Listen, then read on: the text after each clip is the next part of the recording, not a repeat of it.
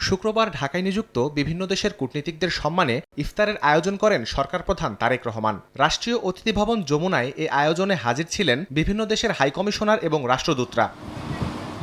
এ সময় উপস্থিত কূটনীতিক ও মিশন প্রধানদের সঙ্গে কুশল বিনিময় করেন প্রধানমন্ত্রী। দায়িত্বপ্রাপ্ত উচ্চপদস্থ কর্মকর্তাদের সহধর্মিণীরাও উপস্থিত ছিলেন যমুনায়। ছিলেন সরকার প্রধানের সহধর্মিণী জুবাইদা রহমান ও মেয়ে Zaima রহমানও।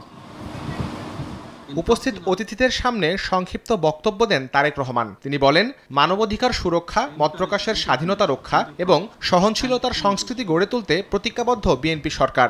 Our commitment is firm to strengthen democratic institutions, uphold the rule of law, protect freedoms and ensure accountability.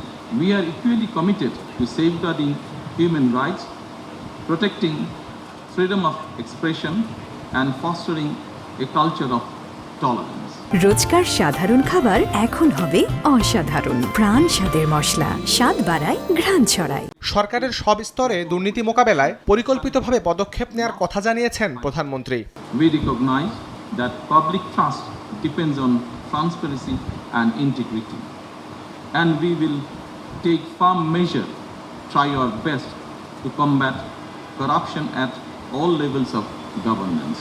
জাতিসংঘ সাধারণ পরিষদের ৮১তম অধিবেশনের সভাপতি পদে বাংলাদেশের প্রার্থী হয়েছেন পররাষ্ট্রমন্ত্রী ডক্টর খলিলুর রহমান। তাকে সমর্থন দিতে ঢাকায় নিযুক্ত কূটনীতিকদের প্রতি আহ্বান জানান প্রধানমন্ত্রী Tarique Rahman. Trade and investment. Shahriar Soumik, সময় সংবাদ, ঢাকা।